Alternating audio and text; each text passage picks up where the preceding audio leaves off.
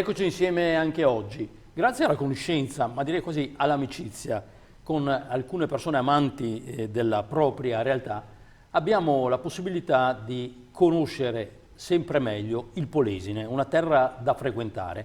Quest'oggi lo facciamo dal punto di vista storico, grazie alla presenza con noi di Maurizio Romanato, giornalista e scrittore, e autore con Maria Lodovica Mutterle di questo libro a quattro mani intitolato Un imperatore a Rovigo, 1819. Apogeo è la casa editrice. Allora, leggo: tra i personaggi illustri che per vari motivi ebbero occasione di soggiornare a Rovigo va annoverata una visita molto particolare fatta 200 anni fa, nel 1819, dall'imperatore Francesco I d'Asburgo, nel quadro di un lungo viaggio in Italia con tappe principali nella natia Firenze, quindi a Roma per i colloqui con il Papa e da Napoli con il re Ferdinando di Borbone. Il 1819 è un anno cruciale per il Polesine, da qualche anno assurto a provincia nel Lombardo-Veneto e per Rovigo, città regia per volere dell'imperatore, il quale giungerà nel capoluogo polesano il 1° marzo, lasciando un'importante traccia documentaria del suo soggiorno nelle pagine di un sorprendente diario di viaggio finora inedito in Italia, alcune parti del quale sono riportate in questo bel tomo. Allora, da dove nasce l'idea di questo libro? Quali sono le fonti? L'idea del libro nasce dal fatto di aver recuperato una parte della storia rodigina, soprattutto valutandola sulla base di quanto è stato scritto dall'imperatore, di aver recuperato questo diario che era stato trascritto in tedesco moderno da un studioso di Innsbruck ed era stato edito in Germania. La cosa particolare è aver recuperato questo volume, è stato molto importante perché ci ha consentito di valutare quello che diceva l'imperatore sulla città di Rovigo, alla quale dedica molto spazio nel suo diario personale, e quindi ci sono tutti quanti i giudizi su quello che lui vedeva, su quello che ha visto, sulle persone che lui ha incontrato, insomma praticamente uno spaccato della città secondo il suo modo di vedere. L'abbiamo incrociato con le cronache dell'epoca, con i giornali, l'abbiamo incrociato con le cronache del Ramello, che era uno scrittore e un cronachista rodigino, e l'abbiamo valutato anche insieme ai documenti che abbiamo reperito, quasi tutti inediti, nei vari archivi di Stato, a partire da Rovigo, poi Milano, e poi l'Accademia dei Concordi, e poi l'Archivio di Stato di Vienna e Venezia e così via.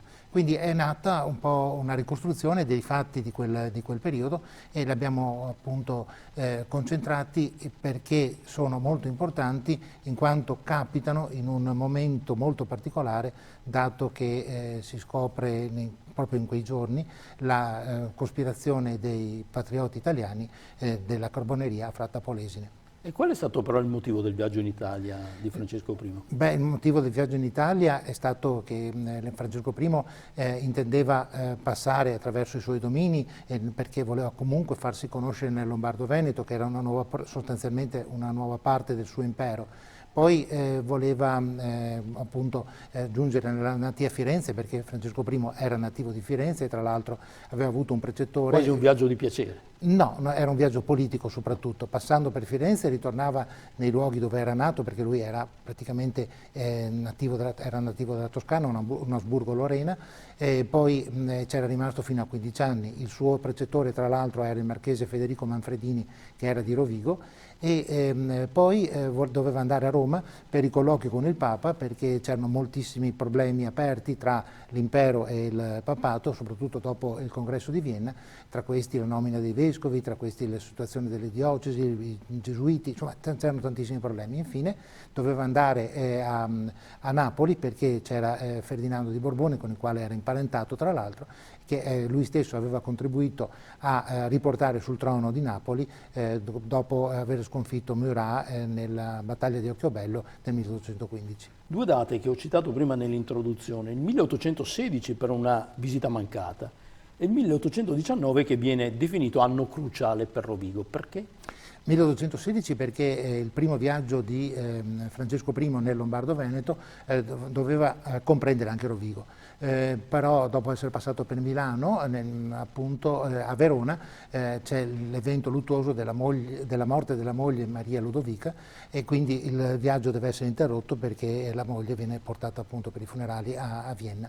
E quindi Rovigo viene saltata nella prima occasione, però diventa cruciale appunto perché nel 1819 c'è il passaggio appunto per 2 volte dell'imperatore per la città di Rovigo, e in mezzo tra i 2 passaggi, cioè prima e dopo i 2 passaggi, c'è appunto la scoperta della cospirazione di Fratta Polesine da parte dei Carbonari, e poi il successivo processo che poi porterà allo Spielberg e a tutte quante le condanne che ci saranno state nei loro confronti. Ecco, l'imperatore venne ben accolto a Rovigo, la città era in festa, era imbandierata in qualche maniera. Ecco, qual è stata l'importanza per Rovigo, per il Polesine, della dominazione austriaca? Rovigo e il Polesine erano state particolarmente colpite dalla dominazione francese. Il Regno d'Italia, al di là di tutte quante quelle che erano state le aspirazioni e diciamo, tutta la novità che era stata portata da Napoleone e dai francesi, era comunque un regno vassallo, e soprattutto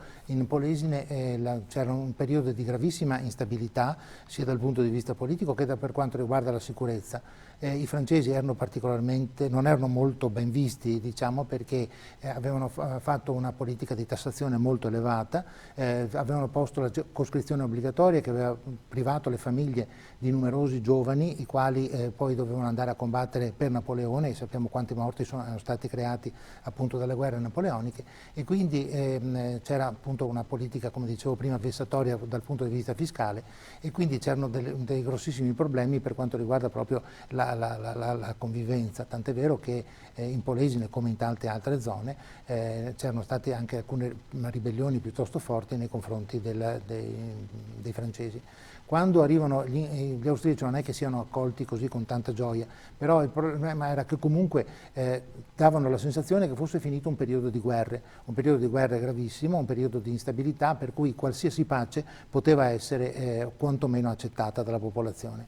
Una popolazione povera e che aveva appunto necessità di essere tranquilla, di poter vivere tranquillamente. E in questo periodo Rovigo, soprattutto all'inizio del periodo austriaco, Rovigo acquisisce un ruolo, una centralità che prima non aveva, perché con i francesi, ad esempio, faceva parte del Dipartimento del Basso Po, e quindi era, diciamo, in secondo ordine rispetto a Ferrara. Gli austriaci creano una provincia, creano l'attuale provincia del Polesine, ad esempio prendendo anche una parte della Transpadana ferrarese che era rimasta sotto lo Stato della Chiesa, e quindi costruiscono praticamente la provincia di Rovigo e danno un ruolo di centralità e di massima importanza a Rovigo, che diventa, come dicevi tu prima, città regia, e quindi luogo focale per quanto riguarda l'intera provincia, il centro della provincia stessa. Quindi daranno il via in un certo senso alla rinascita della città di Rovigo.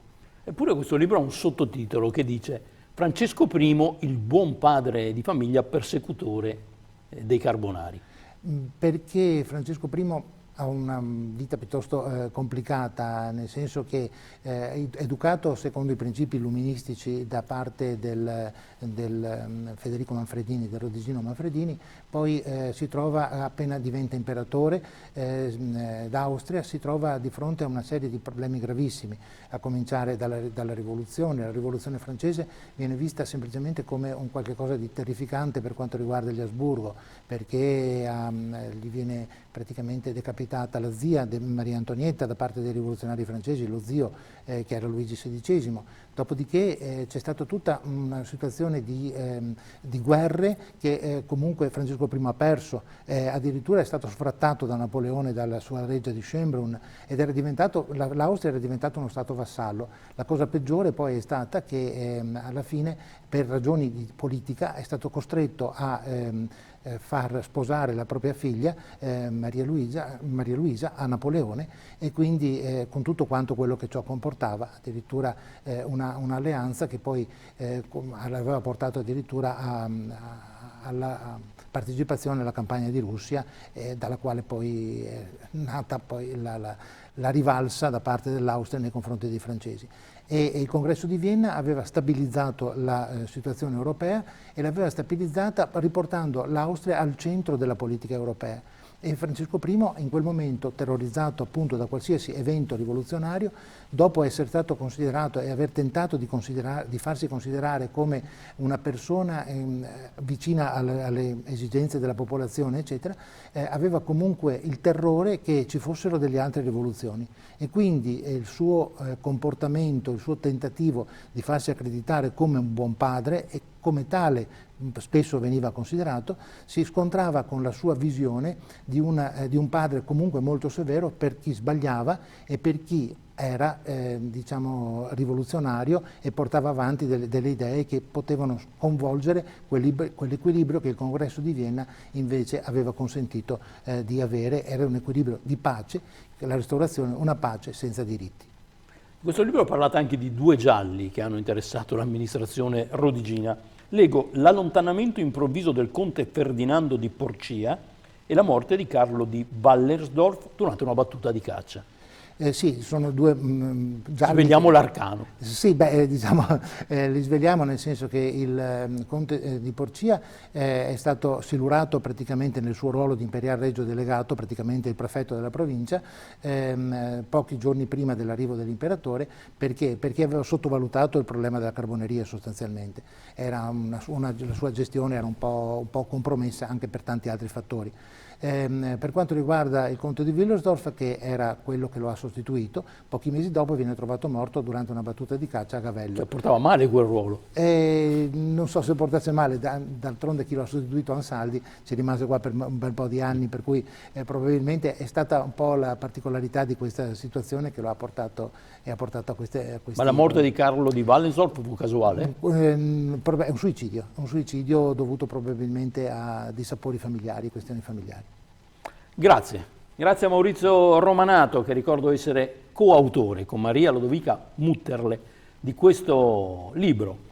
Un imperatore a Rovigo 1819, Francesco I, il buon padre persecutore dei Carbonari, che porta a far conoscere un aspetto di storia che arricchisce ancora di più quel fascino che a mio parere dovrebbe avere un po' per tutti il territorio di Rovigo, trascurato culturalmente e ingiustamente nel corso degli anni. Assolutamente da frequentare. Grazie a Maurizio Romanato, grazie a voi, alla prossima e buona lettura.